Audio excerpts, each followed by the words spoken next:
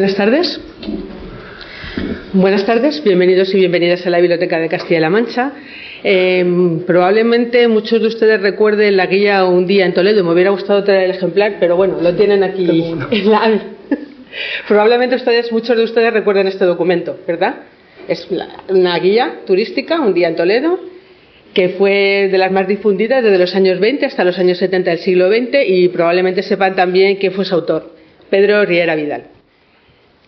Riera Vidal llegó a Toledo como inspector de primera enseñanza e impulsó un programa educativo que consistía en traer alumnos de los pueblos, traerlos a Toledo para que conocieran Toledo y establecieran vínculos con su ciudad. Pues el material didáctico que utilizaba en esas visitas para los alumnos fue lo que dio pie a este ejemplar, a esta guía que se estuvo publicando, ya le he dicho, hasta los años 70 del siglo XX. Pero más allá de esta anécdota, que es una anécdota para ponernos en situación, y gracias a la colección Cuadernos de Archivo Secreto del Ayuntamiento de Toledo, vamos a conocer a Pedro Riera Vidal de la mano de Enrique Sánchez Lubián, al que le agradezco que esté aquí en la biblioteca y que me haya dejado estar aquí presentándole. Su obra, Pedro Riera Vidal, pedagogo y cantor de la República, número 5 del Cuaderno de Archivo Secreto del Ayuntamiento de Toledo. Enrique nos va a presentar la biografía de Riera, una biografía muy documentada, con numerosas imágenes e información recopilada a través de la visita y a consulta numerosos archivos, bibliotecas y hemerotecas de la capital regional y de otras ciudades.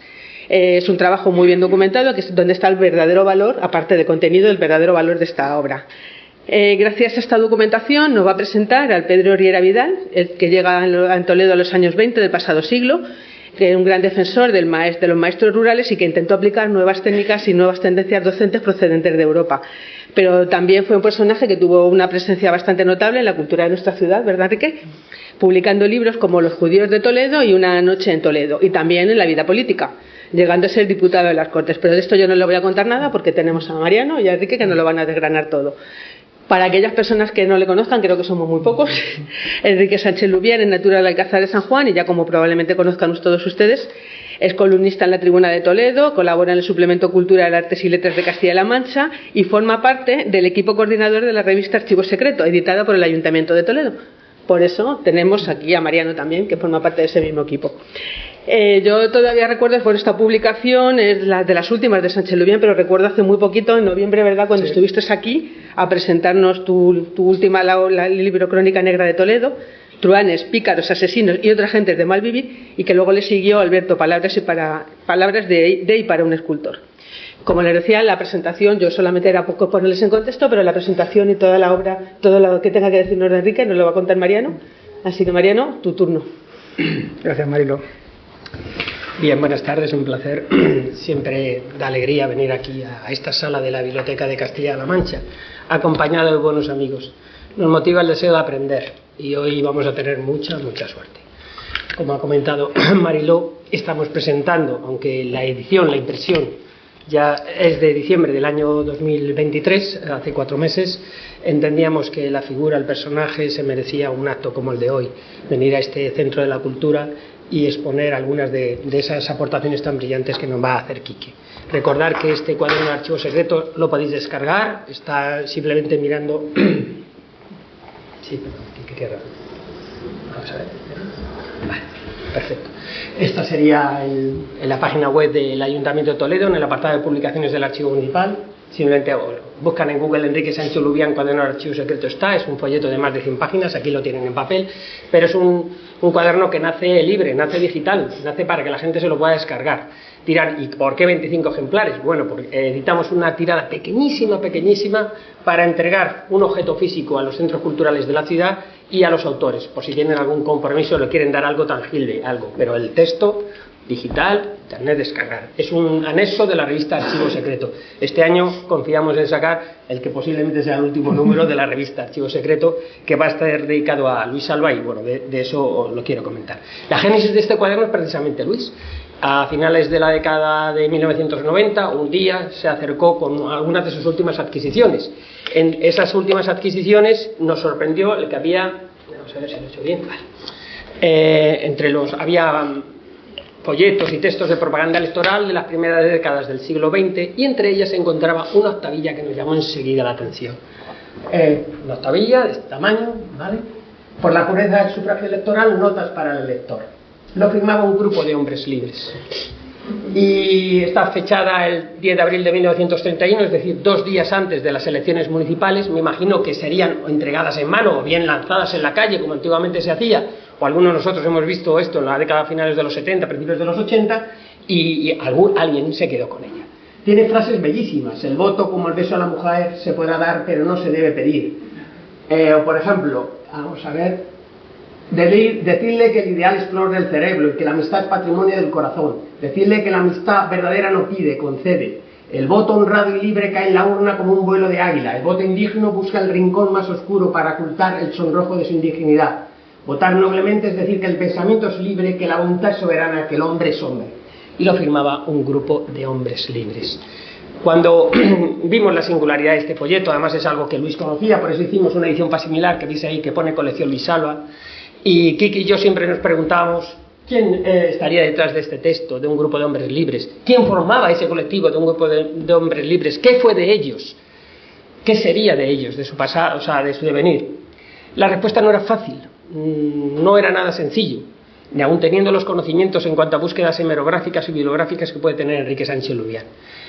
Este octavilla, la original, nos llegó en la década de 2010-2018 entre las cajas que formaban la colección de Luis, que nos vino en distintos lotes. En la caja 142, en una carpeta amarilla, la misma que tenía Luis, se conservan todos esos pequeños folletitos, octavillas, panfletos, pasquines de pequeño formato que ese día nos había mostrado Luis.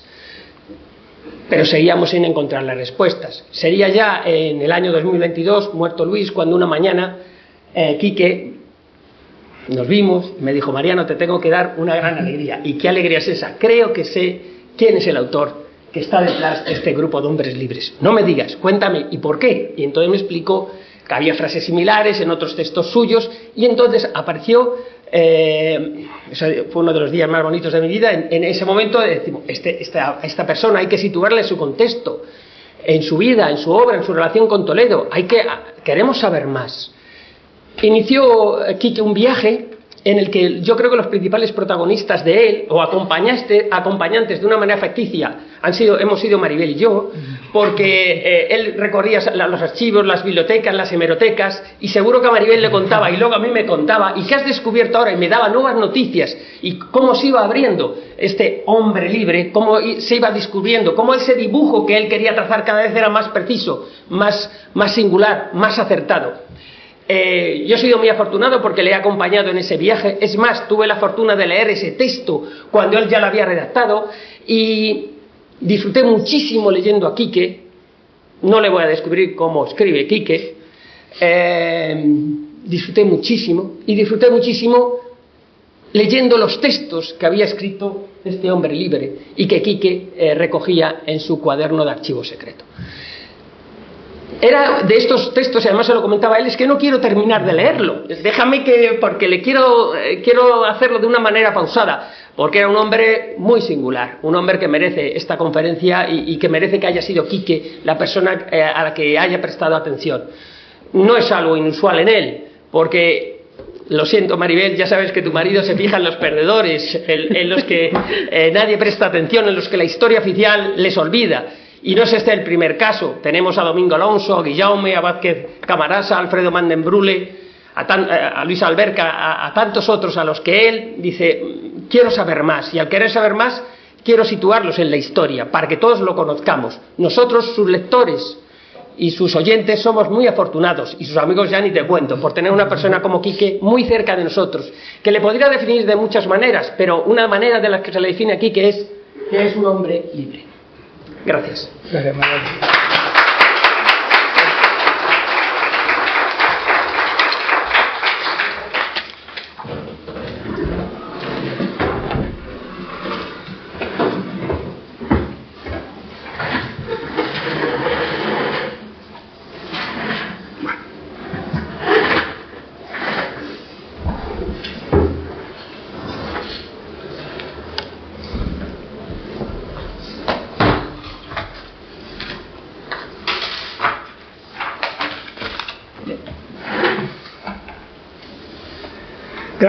Gracias, ¿sí? Gracias Mariano, gracias Mariló, gracias a todos por acompañarnos esta tarde.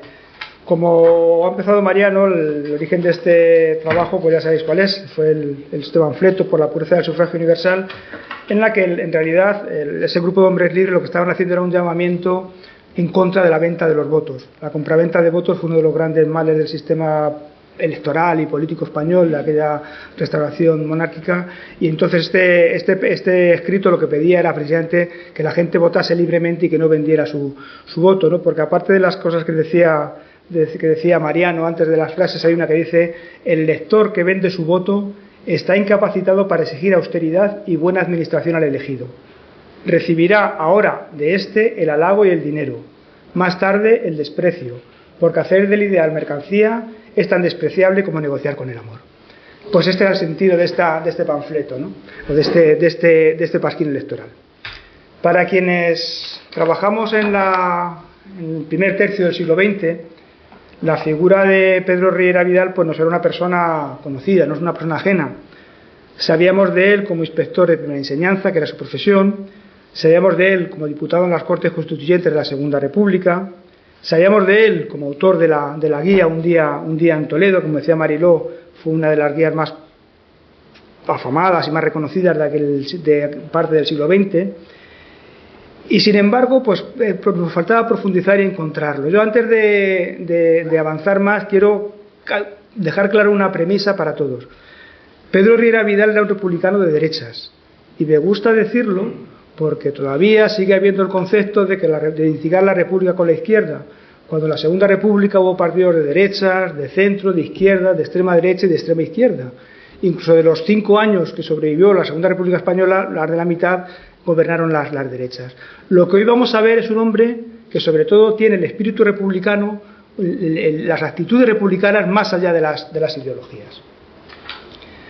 Cada vez que afronto la investigación sobre un personaje vinculado con la historia de Toledo, Mariano siempre me pregunta que si ese personaje ha empezado a hablarme ya. Dice: lo importante para llegar a buen puerto es que ese personaje te hable. Y la verdad es que Pedro Riera a mí ya me había estado hablando, susurrando, puesto que en alguno de los trabajos anteriores míos pues ya tangencialmente aparecía, ¿no? Apareció, como decía Mariano, en mi trabajo sobre Alfredo Brandenburg, el último alcalde de la monarquía, cuando las elecciones ya proclamaba la República, las elecciones generales de junio del 31, Riera le hizo un ofrecimiento a Brandenburg para que fuera en las listas republicanas, diciéndole que él, que había servido con tanto ahínco a Toledo durante la monarquía, que siguiera sirviéndolo durante la República. También me habló cuando yo escribí mi libro sobre Toledo en la Segunda República, al hacer referencia a la actitud del magisterio respecto al nuevo cambio de régimen, en un texto del que luego leeré algunos de los párrafos, y que en cierto modo me abrió el camino para considerar a Riera como un pedagogo y un cantor de la República, que fue el título que elegí para mi trabajo, ¿no? Pedro Riera nació en Sallent de Llobregat, en una localidad de Barcelona, en noviembre de 1885. Con 22 años concluyó sus estudios de magisterio en Barcelona, y durante su periodo formativo mostró especial interés por conocer la incorporación de nuevas técnicas a la enseñanza, sobre todo especialmente con lo que eran los distintos aparatos que empezaban a utilizarse para proyectar imágenes en las clases, en las aulas, ¿no? Sus primeros pasos como docente los dio en diferentes localidades catalanas, y también llegó a dirigir el Ateneo Obrero de Manresa. En 1912, siendo profesor, maestro en una localidad que se llama Gerona, tomó una decisión que sería fundamental para el resto de su vida profesional. Decidió solicitar una beca de la Junta de Ampliación de Estudios para hacer un viaje formativo de 2 meses por diferentes lugares de Europa: Francia, Bélgica, Suiza e Italia, con la pretensión de conocer y profundizar en el uso de los nuevos materiales de la enseñanza y ver cómo organizaban estos países sus servicios pedagógicos. La Junta de Ampliación de Estudios es una de esas instituciones que en aquellos primeros años del siglo XX más contribuyeron al desarrollo intelectual y cultural del país. Propiciaron que docentes, investigadores, científicos salieran de España durante un tiempo y dieran respuesta a sus inquietudes intelectuales y conocieran un poco lo que se estaba haciendo fuera de nuestras fronteras, ¿no? La Junta se había creado en 1907 y desde su fundación hasta 1934 estuvo presidida por Santiago Ramón y Cajal, y propició, hasta antes de la Guerra Civil, fueron casi 4.000 personas las que viajaron por Europa. De ellos, 3.430 hombres y 442 mujeres pudieron viajar por Europa en aquellos años y, en cierto modo, sentaron las bases para esa gran eclosión de nuestro país que fue la llamada Edad de Plata.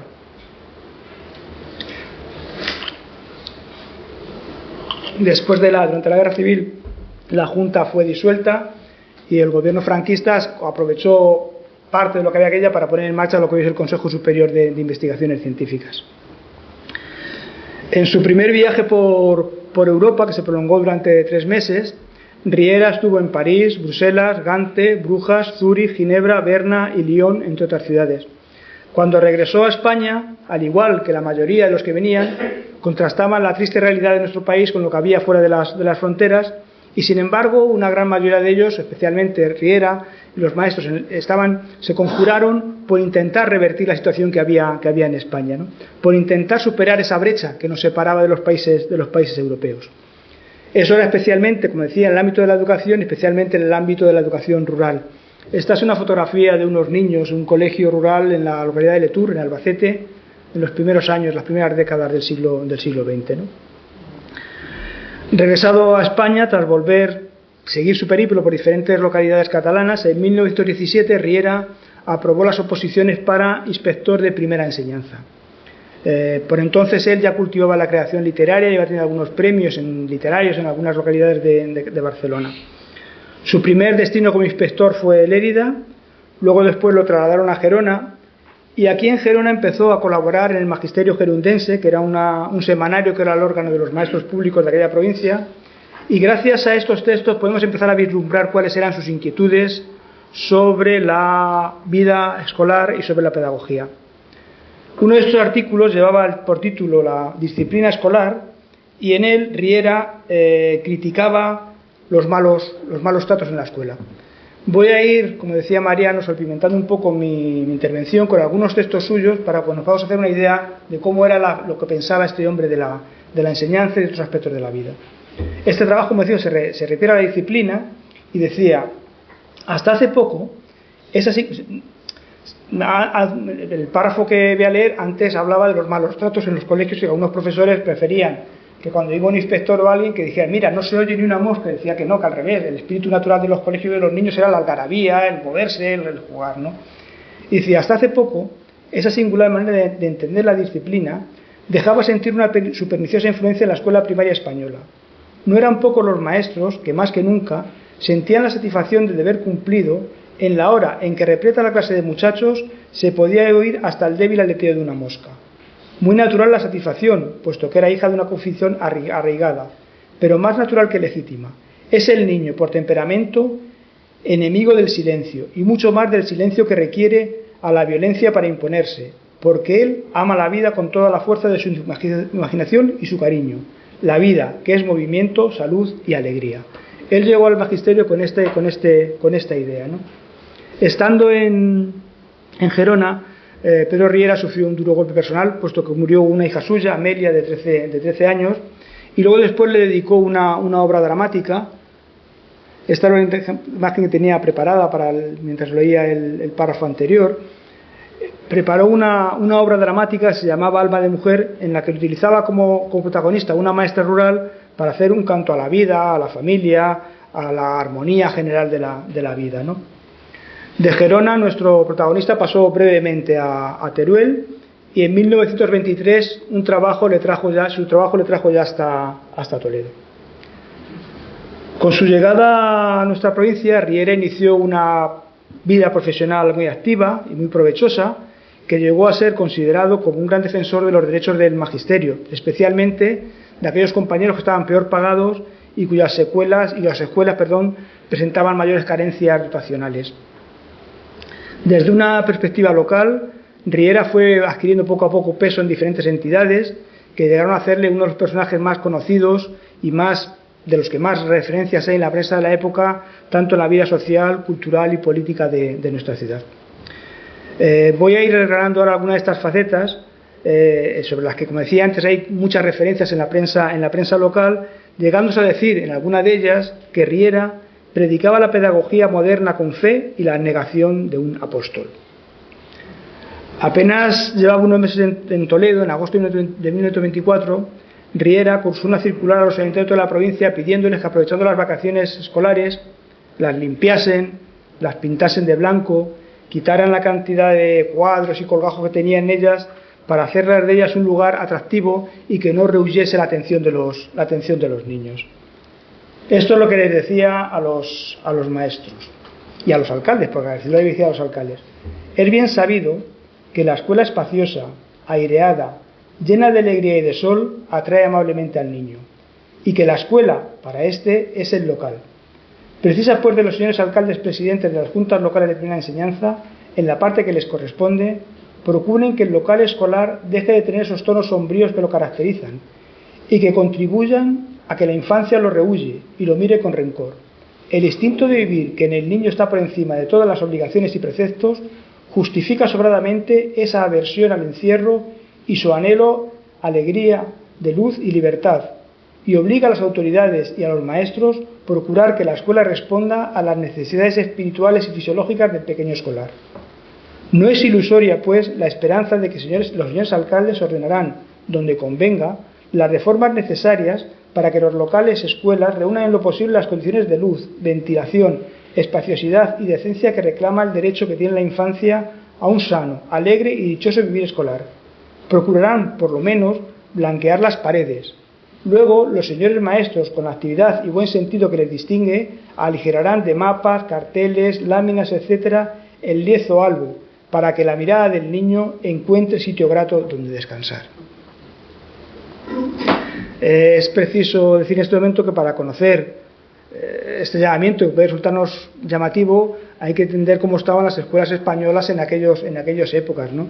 Y para ello es imprescindible recurrir al conocido libro de Luis Bello, el periodista Luis Bello, Viaje por las escuelas de España, que fue publicado en 1927, en el que se describían las escuelas de nuestra ciudad, algunas de nuestra ciudad, diciendo que estaban en un estado lamentable y se quejaba de la escasez de libros, de material y de recursos didácticos, el elevado número de alumnos por aula, los sueldos bajos de los profesionales y la débil formación pedagógica que tenían los mismos, así como el olvido de las autoridades para atender las escuelas. Esa mejora material de las escuelas fue una de las cosas que con más ahínco persiguió Riera en toda su vida profesional, aunque luego veremos que puede haber alguna contradicción con algo que ocurrirá unos años después. En aquellos años en Toledo, además, se vivió una experiencia pedagógica especial. En el año 1919 se había creado la Escuela Central de Educación Física, la Educación de Gimnasia. Rafa hace una semana nos lo recordaba en las páginas de ABC. Y unos años después, 5 años después de crearse, varios de sus profesores dieron a luz la cartilla gimnástica infantil, que fue la primera publicación de este tipo que se hizo en España, intentando aplicar en los colegios lo que era la gimnasia sueca, ¿no? Y el gobierno de Primo de Rivera lo decretó como un material obligatorio para seguir en todas las escuelas nacionales. En el próximo mes de junio, por cierto, se cumplen 100 años de la publicación de esta cartilla, ¿no? Para implantarla en la ciudad, desde la Inspección de Primera Enseñanza se organizaron varios cursillos con profesores, con inspectores de enseñanza, ¿no? Esta es la cartilla gimnástica, esta es una de las láminas desplegables que tiene.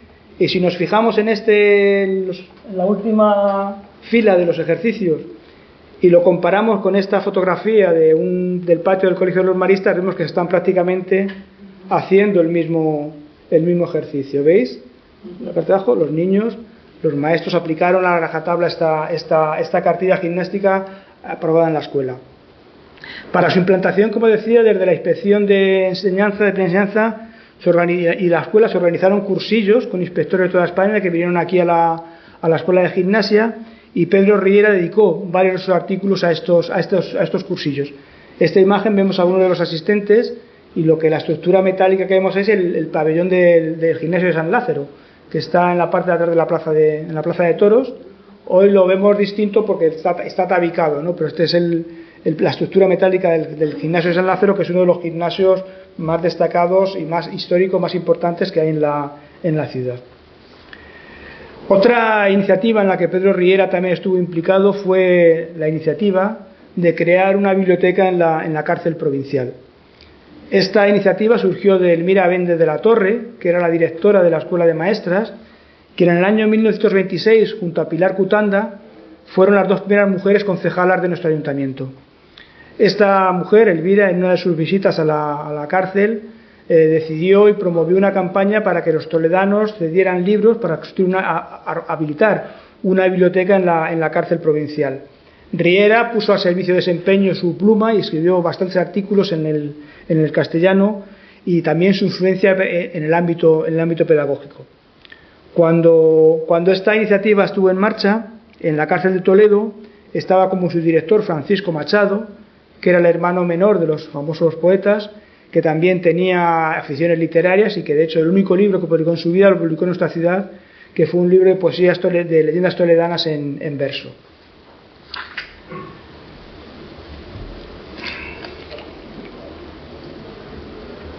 En pocos años, estábamos hablando ahora a finales de los años 20, es decir, en 4 o 5 años, Riera fue adquiriendo un gran protagonismo social, fue nombrado miembro de la Real Academia de Bellas Artes y Ciencias Históricas, fue vicepresidente de la Real Sociedad Económica de Amigos del País y vocal de la Junta Provincial del Patronato Nacional de Turismo. Este último órgano, el Patronato Nacional de Turismo, tuvo una influencia decisiva en aquellos años 20 en promocionar la ciudad, hizo muchísimo material gráfico y propagandístico, como estos carteles, un cartel fantástico de Baldrich, o este otro de Enrique Vera, y también promovió la formación de los guías, ¿no? Pedro Riera, de hecho, fue uno de los responsables en organizar los programas para unos cursos que se hicieron en el año 1930 sobre guías profesionales, que derivó luego después en la publicación de un reglamento por el que debía regirse el oficio y la labor de los guías en nuestra ciudad. Además de estas entidades, Pedro Riera también fue diputado provincial en representación de la Real Sociedad Económica de Amigos del País y en la Diputación Provincial promovió la creación de un patronato de orientación profesional en el seno del asilo provincial. Esta es una imagen del asilo. Su idea era que los niños del asilo, los asilados estaban en San Pedro Mártir, cuando salieran del asilo tuvieran un oficio, que no salieran a la buena de Dios a buscarse la vida, y entonces intentó crear una especie de escuela-taller para ver qué cualidades podía tener cada uno de ellos para que pudieran ganarse la vida una vez que salían del hospicio. Esta es otra foto de los asilados aquí en el patio de San Pedro Mártir, ¿no?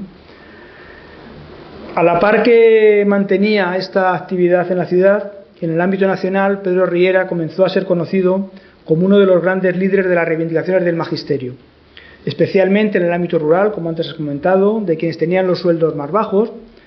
Formó parte de la Confederación Nacional de Maestros, de la que fue presidente honorario, y en nombre de ellos escribió un duro alegato reivindicativo al general Primo de Rivera.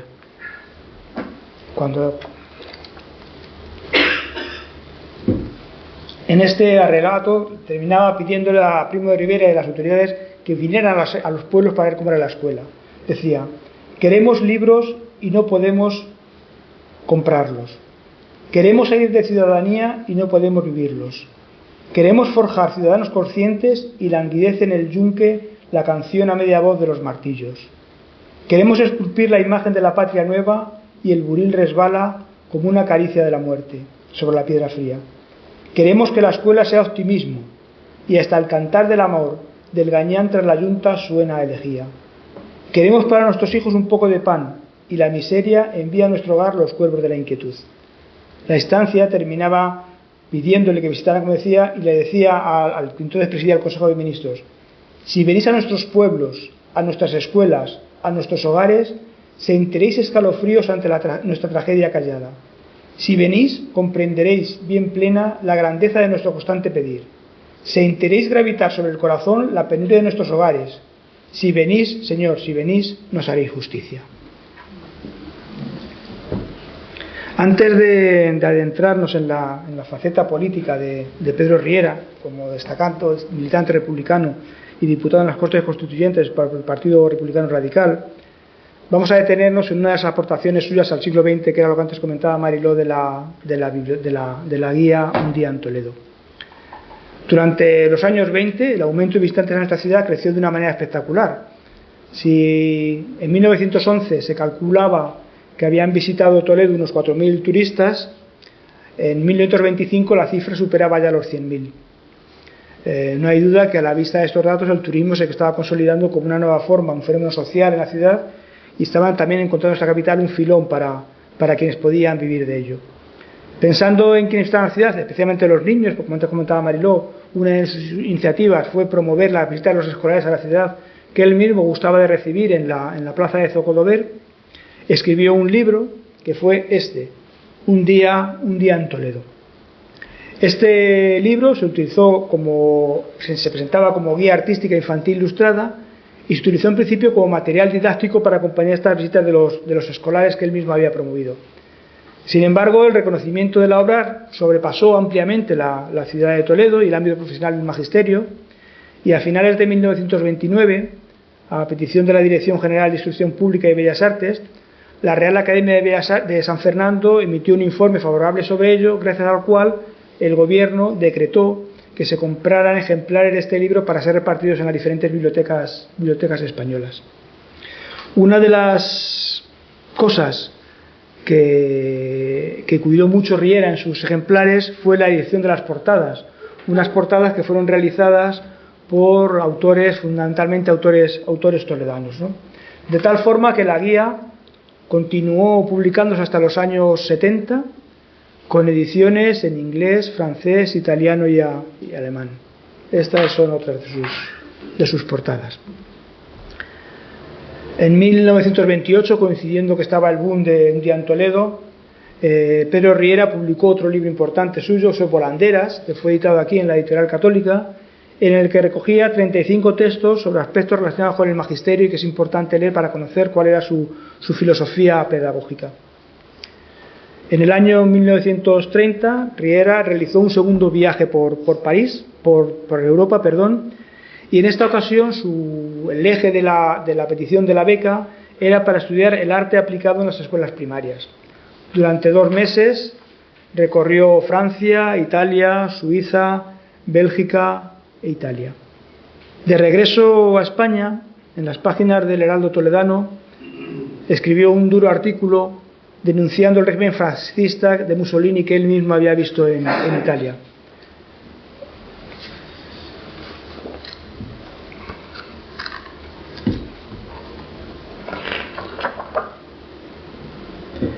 Este artículo llevaba el significativo título del Silencio de Italia, y en uno de sus párrafos decía: Italia no piensa, no puede pensar. El fascismo ahoga los anhelos más íntimos y tiene organizada la Inquisición para las ideas más ocultas. El ejército fascista, la milicia del dictador, extiende sus tentáculos hasta la intimidad de los hogares y de las conciencias. Es la vigilancia constante, tenaz, odiosa, que vive y goza con la delación. No importa que el sometimiento de esta milicia, más fuerte que el mismo ejército nacional, altere desastrosamente la economía del país. No importa que sea mucho mayor el número de los vigilantes que el de los vigilados, que vayan secándose las fuentes del ideal, que caigan rotas las alas de la libertad, que las ciudades sean cárceles y las cárceles patíbulos. No importa nada de eso, con tal de que el régimen político subsista y pueda engañarse al mundo con el brillo falso de las audacias que salen bien. Con la finalidad de recuperar la normalidad institucional, puesto que la monarquía de Alfonso XIII había entrado ya en declive total, era un descrédito personal prácticamente insostenible, las protestas por la pasada guerra de África se incrementaban y era ya, como decíamos, un régimen. España había llegado a una situación límite. El general Berenguer, el jefe del gobierno, planteó un calendario electoral, diseñó una hoja de ruta para corregir las cosas, que se iba a iniciar primero en unas elecciones municipales que tendrían lugar en abril de 1931. La primera de esas citas, como digo, sería el 12 de abril de 1931, con la renovación de los ayuntamientos españoles. Ante la convocatoria de las mismas fue cuando se publicó, 2 días antes, el 10 de abril, fue cuando se publicó, se repartió este pasquín por la ciudad de los hombres libres con los que hemos iniciado esta charla. Los resultados de aquellas elecciones fueron inapenables. De 25 concejales que había que elegir en Toledo, 10 eran republicanos, 5 socialistas y 10 monárquicos. Estas son unas fotos del día de la proclamación, del día después de las elecciones, aquí en la bajada del Alcázar, la gente celebrando la proclamación de la República.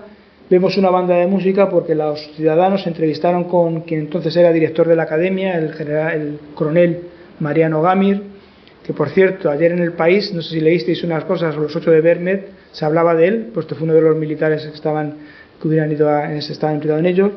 Pues Mariano Gamir, los republicanos de Toledo se dirigieron a la Academia. Mariano Gamir dio autorización a que la banda de música saliera desde aquí, fuera a Zocodover. En Zocodover interpretaron la marsellesa, porque el himno de Riego no tenía las partituras, y luego regresaron. Luego de esta es otra imagen de la concentración también del día de la aprobación de la República en la plaza del Ayuntamiento, ¿no? El candidato más votado en aquellas elecciones municipales fue Guillermo Pérez Agua, que tenía una taberna ahí en el Real del Arrabal. Era tío abuelo de nuestra exalcaldesa Milagros Tolón, y la conjunción republicano-socialista decidió que la alcaldía fuese asumida por José Ballester, que era profesor de la escuela de Magisterio, que fue quien rubricó luego el bando de proclamación de la República. Una vez proclamada la Segunda República, Riera, en su calidad de inspector de primera enseñanza, mandó una circular a los maestros en las que les reconocía la aportación del magisterio a la llegada de la República y les pedía que transmitieran a sus alumnos los valores que la misma implicaba, significándoles que dichas enseñanzas fueran más allá de una lección fría de historia, para dejarles un recuerdo profundo y duradero, consciente y emocionante en el alma infantil. Y añadía: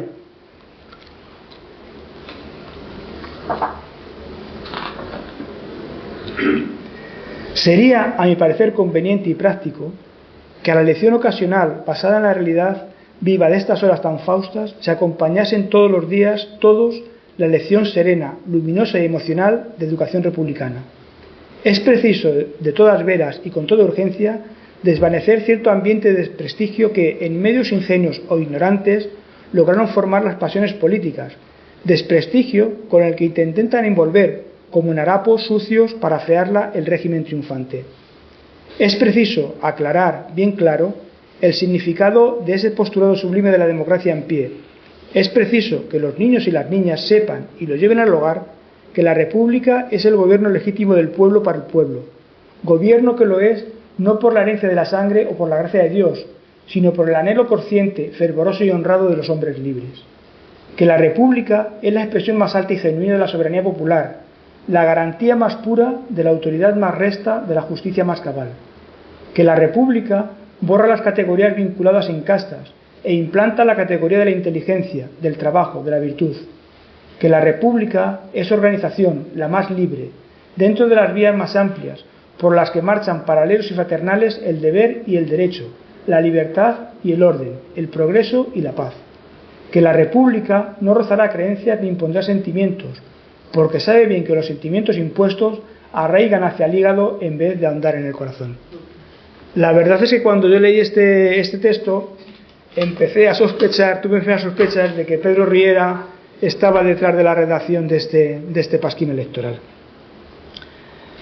Con la proclamación de la República, los planes que tenía el general Berenguer, que combinaba con primero unas elecciones municipales, luego después unas elecciones provinciales, luego después la selección de diputados y luego de senadores, se trastocaron totalmente, con lo cual el nuevo gobierno fijó un calendario electoral que fijaba para el día 28 de julio las elecciones a Cortes Constituyentes, y a esta convocatoria Pedro Riera Vidal dio su paso político y se presentó a las mismas dentro de la candidatura del Partido Republicano Radical que lideraba Alejandro Lerroux. En tanto se celebraban esas elecciones, el gobierno de Alcalá Zamora adoptó una medida trascendental en aquellos tiempos, que fue que se establecía que la enseñanza religiosa dejaba de ser obligatoria en las escuelas públicas. A efecto de llevar a cabo esta disposición, Riera, junto a sus compañeros de inspección, hicieron pública una circular dando instrucciones al respecto a los maestros de la provincia, y en ella les indicaba que no estaban obligados a hacer prácticas religiosas con sus alumnos, ni a concurrir con ellos a ceremonias de tal carácter, recordándose además normas sobre la exhibición de símbolos cristianos en los centros escolares y otro tipo de ilustraciones. Decía, y esto es textual: la supresión de la enseñanza religiosa con carácter obligatorio no debe significar el abandono de la dirección moral de los escolares. Por el contrario, al perder esta enseñanza su orientación dogmática y catequista, el maestro se esforzará ahora más que nunca en aprovechar cuantas oportunidades le ofrezcan sus lecciones, en otras materias, el diario hacer de la escuela y los altos ejemplos de la vida de los pueblos para inspirar en los niños un alto ideal de conducta. La verdad es que la entrada de Riera en la vida política local no fue pacífica. Una vez que se conoció su condición de candidato por el Partido Republicano Radical a las Cortes Constituyentes, empezó a recibir ataques de ciertos sectores toledanos. Le censuraban haber sido diputado provincial durante la dictadura de Primo de Rivera. Le censuraban también que por su predicamento dentro del magisterio español, porque había tenido ciertas prebendas y había estado protegido, y sobre todo le criticaban que por ser catalán podría llevar a las Cortes Constituyentes a alinearse con quienes defendían las tesis independentistas como Francesc Macià. Esta es una foto. Esta es una foto de Francesc Macià aquí en la casa del Greco, este es Macià, en una visita que ya hecha en el verano del año 31, y aquí vemos a Josep Tarradellas. Aquí es Josep Tarradellas.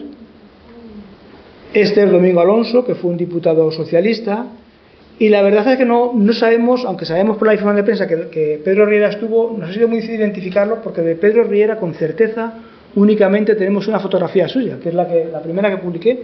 Con certeza es la única que conocemos de él. El resto son especulaciones, algunas vemos cierto parecido, pero no lo podemos identificar 100%, y de hecho en el libro no hacemos ninguna referencia a ninguna de ellas.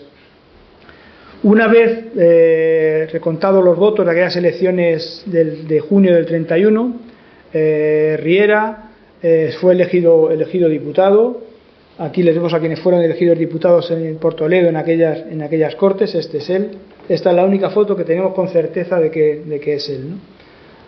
Entonces, en las Cortes, a partir de ese momento, hizo de la defensa de la educación pública uno de sus pilares en sus intervenciones parlamentarias.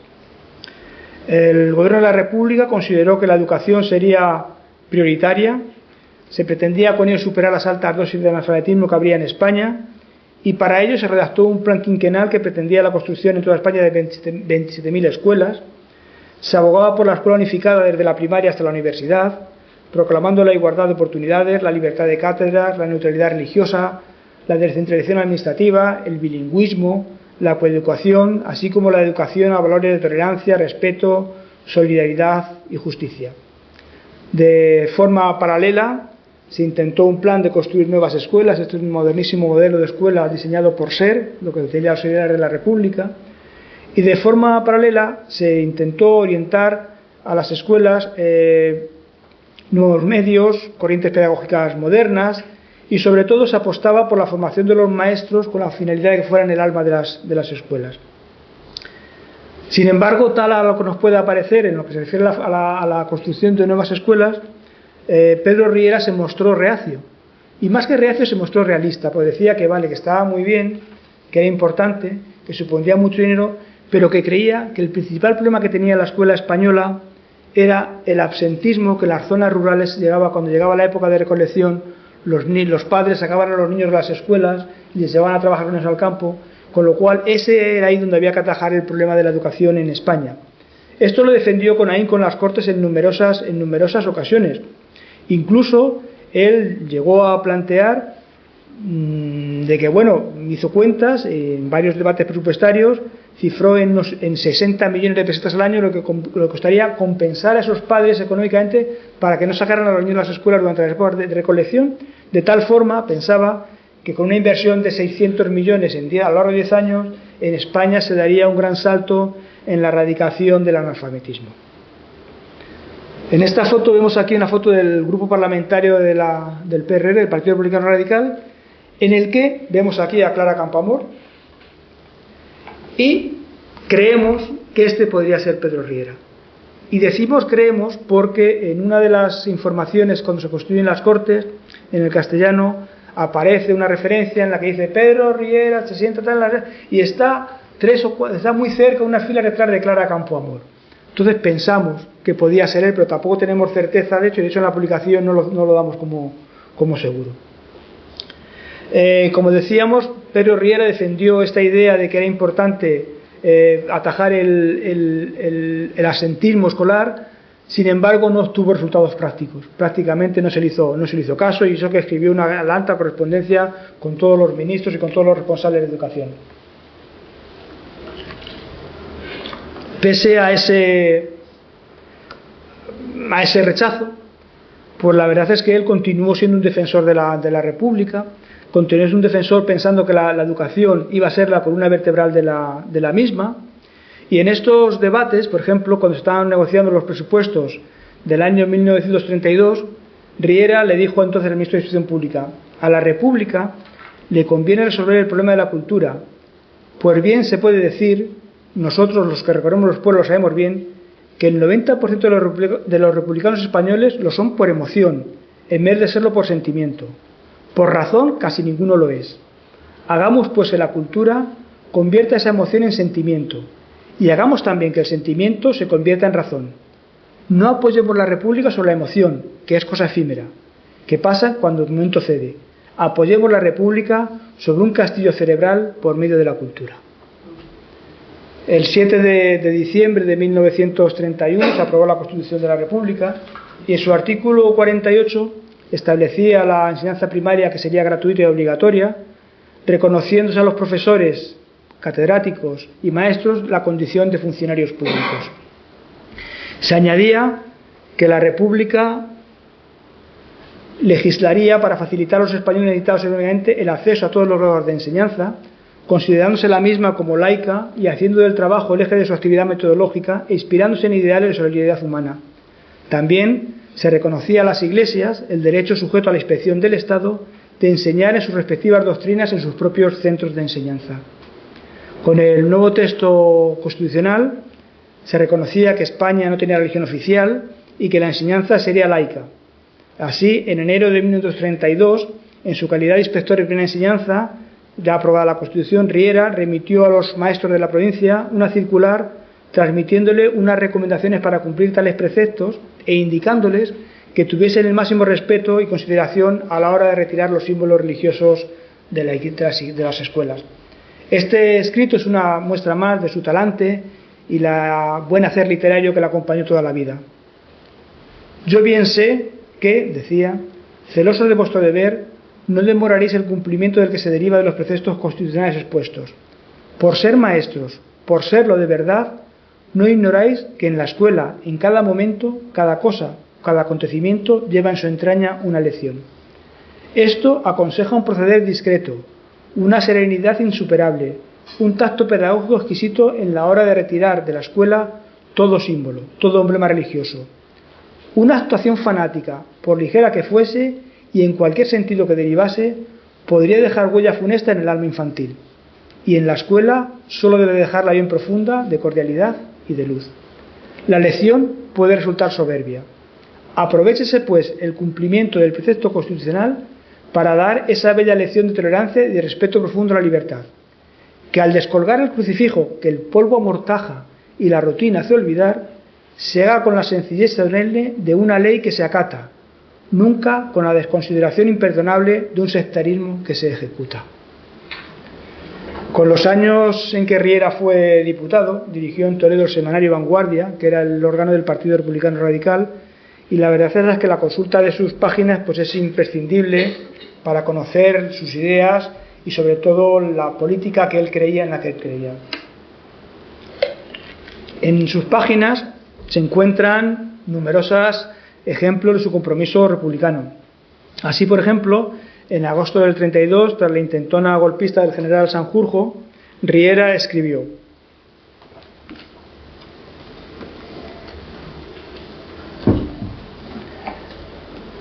los militares son los menos llamados a intervenir en la política civil.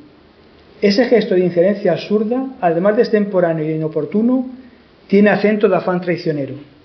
La República arma al ejército para esa función esencial, para que el enemigo extranjero, la integridad del territorio y el honor de la nación, hay que inculcar como sea a cierta parte del ejército que no se aviene con este régimen popular la idea de que la nación no es para el ejército, sino el ejército para la nación. En otro de sus textos llamaba a las mujeres a comprometerse con la nueva Constitución, a pesar de que el Partido Republicano Radical fue de los que no refrendaron el voto de dar el voto a la mujer, aunque Clara Campoamor era diputada con ellos, pero sin embargo como partido, como grupo parlamentario no lo defendieron. Sin embargo, luego después, en otro de sus textos, Riera sí llamaba a que las mujeres participaran y sobre todo se comprometieran con el régimen republicano.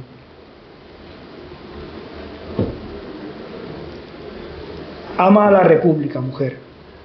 No dejes que los hombres lleven el estandarte de los tres colores con ese aire rudo, que no es vuelo airoso, sino ventolera desordenada. Que no inclina el alma al pasar, llévala tú, levántala sobre el pedestal ardiente de tu pecho casto.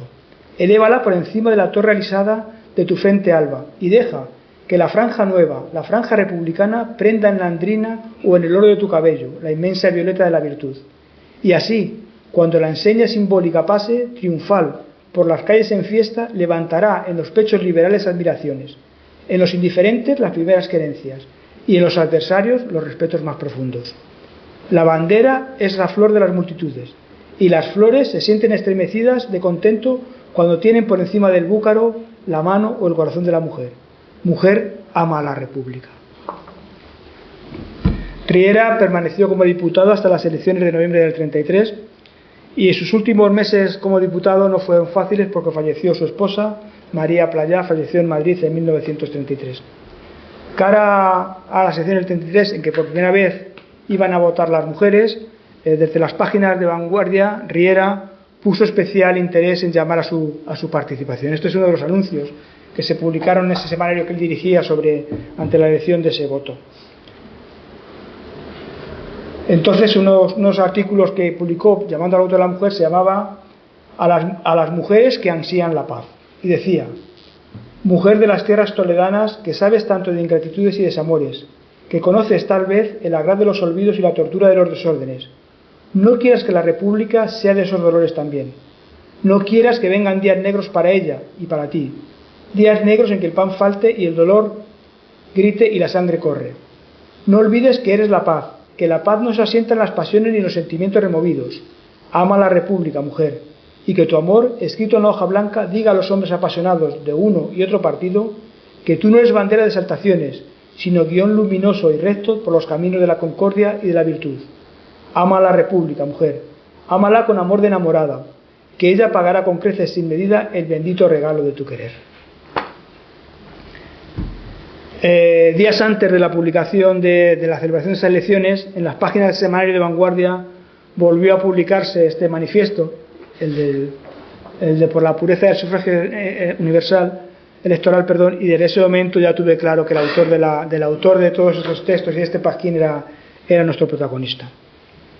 Abandonadas ya las actividades parlamentarias, puesto que Riera, aunque se presentó, no fue reelegido, se volcó en su faceta profesional. Contrajo un segundo matrimonio con Bonifacia Villarrubia, que era maestra de la escuela de la fábrica de armas, y a finales de 1935, desde la inspección,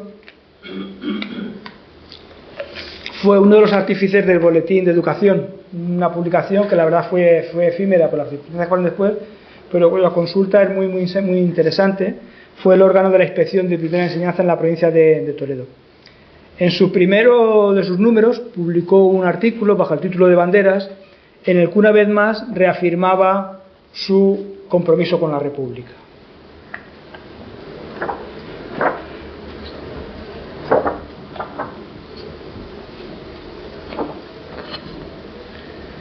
Decía: en el frontispicio de la escuela ondea flamante y orgullosa la bandera tricolor. Parece como un acento ortográfico enorme que afirma la fe en la patria y en el ideal. Es la bandera de la República, es la bandera de España. Despliega también su vuelo tricolor frente a otros edificios públicos, preside manifestaciones, decora actos solemnes, abre camino libre a la marcha ligera del batallón. La bandera es un símbolo. La bandera dice, en síntesis, recuerdo y amor de patria. Sin bandera existiría también ese gran amor, pero no tan propicia ocasión para recordarlo con frecuencia. La bandera es para el patriotismo una necesidad, como lo es para el creyente católico la imagen, como lo es para señalar el heroísmo militar es una cruz. Por eso el creyente adora a las vírgenes de los altares, el militar luce con orgullo sobre el pecho sus cruces, el patriota saluda la bandera con emoción. Las cosas abstractas no tangibles como el patriotismo, como la gloria, como la justicia, como la autoridad, como el amor, necesitan un punto de apoyo que les asegure contra la indiferencia y el olvido. No es suficiente el que las ofrece el corazón. Así, la autoridad, su bastón de mando, la gloria sus mármoles, el heroísmo de sus cruces y sus estrellas, la justicia su toga, la presencia del ser querido, el amor, el patriotismo es su bandera. Unas semanas antes de comenzar la guerra civil, Riera protagonizó en Toledo uno de sus últimos actos públicos antes de vivir una experiencia personal bastante peculiar. El 12 de julio, es decir, a las puertas de la guerra civil, se celebró en Toledo, en el Teatro de Rojas, la asamblea pedagógica del magisterio toledano, que se prolongó justo hasta el día 15 y que contó con la destacada presencia de José Ballester, que es el primer alcalde de la República, que por entonces era director general de primera enseñanza. Estas son unas fotos de la anterior. Aquí. Esta es una foto de la mesa presidencial de la asamblea, en la que está aquí Moscardó y el gobernador civil de turno, que en las primeras horas de la guerra civil pues jugó un papel bastante ambiguo, dando largas a los representantes republicanos de Toledo, y en el último momento se encerró aquí en el Alcázar junto a los sublevados, ¿no?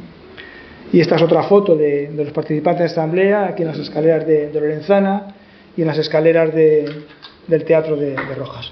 Estas jornadas pedagógicas fueron el preámbulo de los días muy tristes y muy dolorosos para España y para nuestra ciudad. El 18 de julio, unas horas antes de que se sublevase el ejército en el norte de África, Pedro Riera y su mujer era profesora, era maestra en la Escuela Fábrica de Armas, acompañados de 40 niños y niñas de la ciudad, salieron de Toledo para participar en una colonia escolar en Suances, en Santander. A los 3 días de marcharse de ellos de Toledo, el coronel Moscardó proclamó el estado de guerra en Toledo. Aquí en Toledo la guerra oficialmente no comenzó hasta el día 21. Esos 3 días de diferencia, pues bueno, fue un poco mediéndose las fuerzas unos a otros, con tiroteos, con heridos, pero la proclamación del bando de guerra fue el día 21 de julio. Ni que decir tiene que Riera y su mujer y los niños estaban en este edificio de colonias escolares en Suances, y ya no pudieron regresar a Toledo hasta muchos meses después. Una vez que la guerra se extendió por todo el norte de España, en septiembre del 36, aquellos niños toledanos fueron evacuados por vía Francia, vía Burdeos, a Fortià, una granja escuela en Cataluña, cerca de Figueras, donde se concentró a los niños de varias colonias escolares de España. Allí fueron acogidos una colonia de huérfanos de Hacienda, una colonia de la Mutua Escolar Cantábrica y otra de hijos de empleados del Banco Español de Crédito. Esta es una de las fichas que se conservan en el archivo, en el Centro de Memoria Histórica de Salamanca. Son procedentes de un fondo de la Generalitat que está allí, en la que hay unas fichas de los niños que estuvieron acogidos en aquella colonia en Fortià. Esta en concreto es de Alfonso Hernández Páramo, no le conozco. De los 15 o 20 que se conservan, el más conocido, Tinín lo recuerda bien, es tu pariente, este que tenía un taller de restauración, Luciano. Luciano fue uno de aquellos niños que estuvieron allí en aquella colonia. Este es el anverso de estas fichas. Veis aquí el nombre, vivía en Toledo, colonia escolar de la Fábrica de Armas de Toledo, y aquí a la vuelta, quienes acompañaban pone Pedro Riera, Bonifacio Villarrubia en vez de Bonifacio, es un error, y Segunda López, que era una persona que estuvo allí con ellos. Encontrándose en estas circunstancias, en la colonia de Suances, en septiembre del 36, el gobierno de Azaña decretó la suspensión, la separación del servicio de varios inspectores de España, y entre ellos se encontraba también Pedro Riera. Seguramente el haber sido un diputado de derechas fueron los motivos por los cuales le separaron del servicio. Durante el tiempo que Pedro y Bonifacia permanecieron acogidos en Fortià, aparte de las atenciones que tuvieran, pues él se empezó a ganar un poco la vida dando clases particulares. Esta es una imagen de hoy, la aquella Granja Escuela, en el estado que tiene en la actualidad. A la caída de Cataluña en manos de las tropas franquistas, curiosamente, debía ser una buena, no sé por qué motivo, a Pedro Riera lo eligieron presidente de la comisión gestora de Catmani, un pueblo de Cataluña. Aquí en Toledo también, las tropas de Franco, durante unas semanas en una comisión gestora. En Catmani, Riera estuvo como presidente de esa comisión gestora durante un mes prácticamente, hasta que la función de la elección municipal fue asumida, y hablo comillas porque así lo vi en el boletín oficial, por gentes de orden. Al igual que todos los profesionales de magisterio, Riera y Bonifacia fueron sometidos al correspondiente proceso de depuración política. Hay que decir que el magisterio fue uno de los colectivos profesionales que más sufrió aquella represión con saña. Se estima que unos 20.000 maestros, que es prácticamente un tercio del total que hay en España, fueron sancionados por los correspondientes procesos de depuración, los cuales comenzaron incluso antes de terminar la guerra civil. A este respecto, yo en el trabajo recojo unas palabras, y no me niego ahora a comentarlas, de quien por entonces, en diciembre del 36, fue nombrado presidente de la Comisión de Cultura y Enseñanza de la Junta Técnica del Estado, que eran las juntas franquistas, que dirigían las comisiones depuradoras de la primera enseñanza en España, sobre todo contra los maestros republicanos. Ese personaje fue nada menos que José María Pemán, el cual calificaba a los maestros republicanos como envenenadores del alma popular, primeros y mayores responsables de todos los crímenes y destrucciones que sobrecogen al mundo, quienes han sembrado de dolor la mayoría de los hogares honrados de España, por lo que consideraba que la depuración era necesaria para evitar que en un futuro tales situaciones pudiesen volver a darse.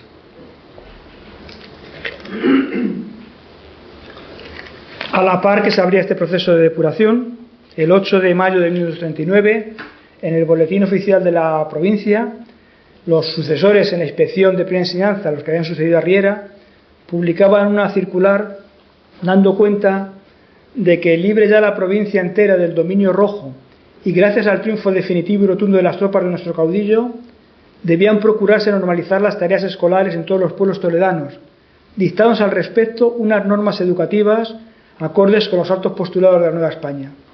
Así, y esto es textual, hablando esas normas, les decía, obligaba a los maestros a que organizasen una solemne fiesta religioso-patriótica para restablecer en las aulas los crucifijos e izar en las fachadas de las escuelas la gloriosa bandera nacional.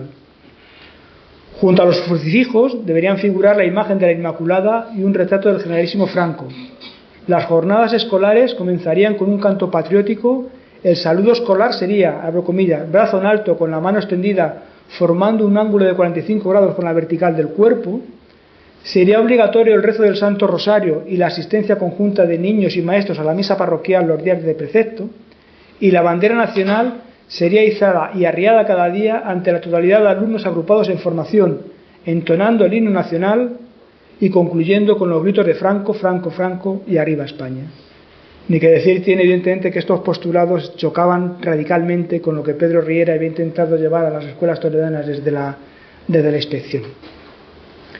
Los expedientes de depuración de Pedro Riera y de Bonifacia quedaron resueltos en diciembre de 1939, suspendiéndoseles a ellos durante 2 años de empleo y sueldo, pérdida de los haberes dejados de percibir durante los meses antes de ser cesados, traslado forzoso de la provincia de Toledo, prohibición de solicitar cargos vacantes durante un plazo de 5 años e inhabilitación para el ejercicio de cargos directivos y de confianza en instituciones culturales y de enseñanza.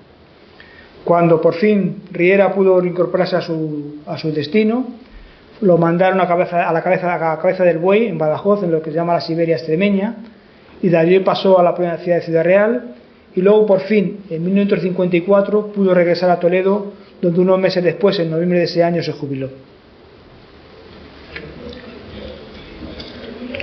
Con su llegada a Toledo, Riera recuperó su actividad cultural, pero ya evidentemente era un hombre distinto, era un hombre que no podía con los cadetes.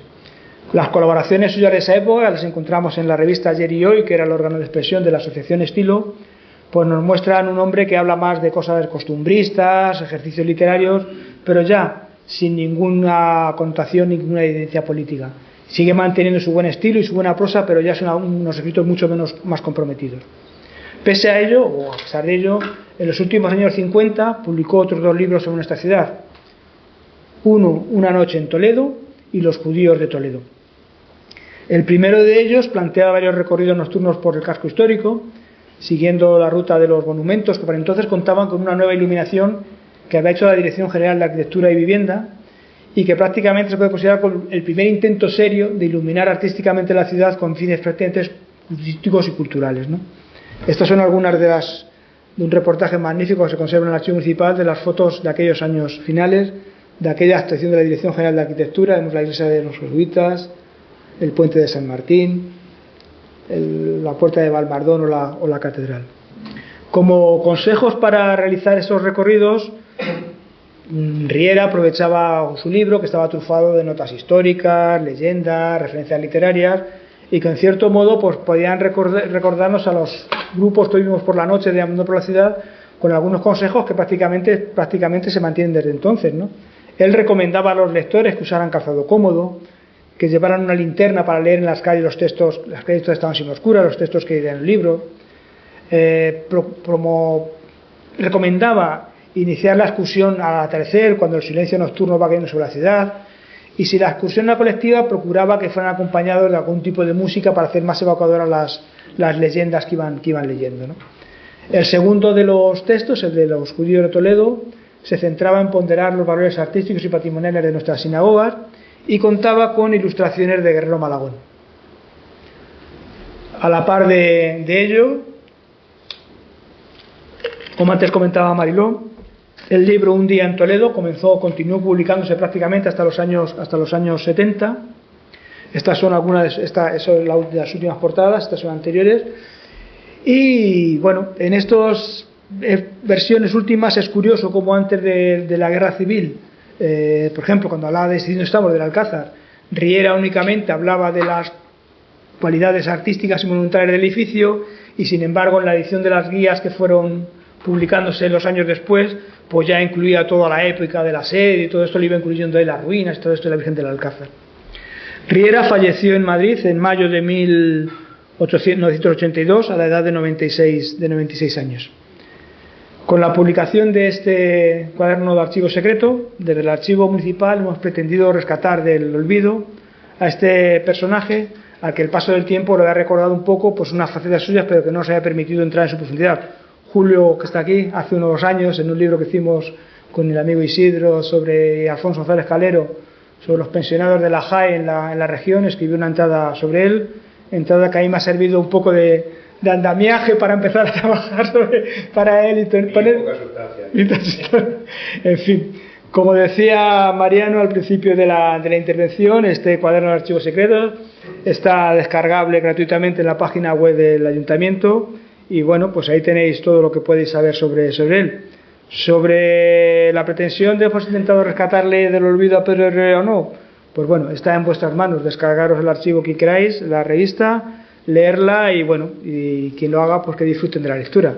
Yo os agradezco haber estado atención esta tarde aquí conmigo, y sobre todo la atención que habéis tenido, y sobre todo pues bueno, que este trabajo haya servido para recuperar a otro más de los muchos olvidados que siguen habiendo en Toledo. Gracias.